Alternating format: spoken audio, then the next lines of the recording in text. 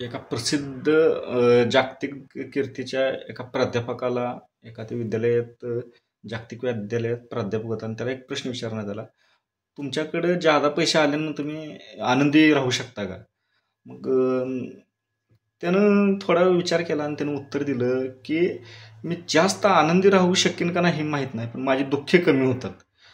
हे उत्तर थोडंसं विचित्र वाटलं की मग त्यावर त्याला एक्सप्लेनेशन मागितलं, त्याच्यावर चर्चा झाली आणि त्यानंतर असा निष्कर्ष निघाला की आनंदी असणं आणि दुःख कमी असणं ह्यात बरीच तफावत आहे. तुम्ही आनंदी आहे याचा अर्थ असा असू शकत नाही की तुमच्याकडे दुःख नाही किंवा तुमच्याकडे अडचणी नाही त्या, किंवा तुमच्याकडं अडचणी नसल्या तरी तुम्ही आनंदीच राहशील असं काय नाही. आत्ताच मी एक व्हिडिओ बघितला आणि त्यात असं आलं की इलॉन मस्क, टेस्लाचं आपल्याला माहिती आहे की सगळ्यात श्रीमंत जगातला माणूस आहे.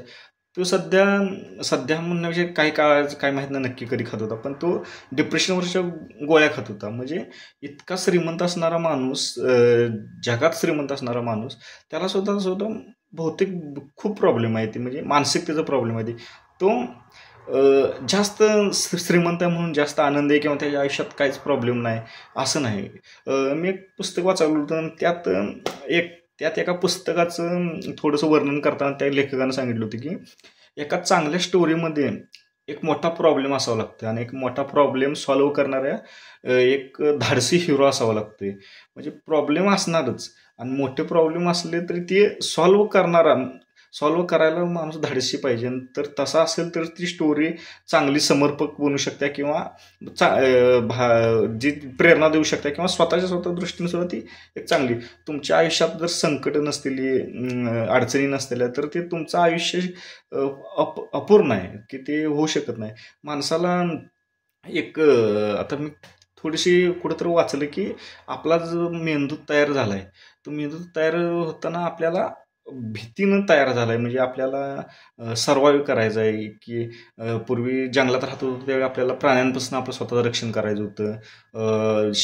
रोज पोट भरायची होती त्या शिकार करायला लागायची, ती आपल्याला तणाव असायचा. मग आता उत्क्रांतीत आपल्याला एवढा चांगला बदल झाला आहे की आपल्याला जगायसाठी किंवा खायसाठी इतका संघर्ष करावा लागत नाही. मी सगळ्यांना सांगत नाही, पण तरी आपल्याला त्या मेंदूला ती सवय पडली की ते भीतीत राहायचं, दडपणात राहायचं, काळजीत राहायचं. आणि त्यामुळे आपण काळजी आता वेगवेगळ्या काळजी करतोय, वेगवेगळ्या काळजीत राहील. मग ती सवय, त्या काळजी तुम्ही किती घेऊन राहताय, की त्याला किती चांगलं फेस करताय. काळजी तर तुम्ही अशी कधीच कंडिशन असणार नाही की तुम्हाला अडचणी नसणार आहे. त्या अडचणी एक गेली की एक येणार आहे, दुसरी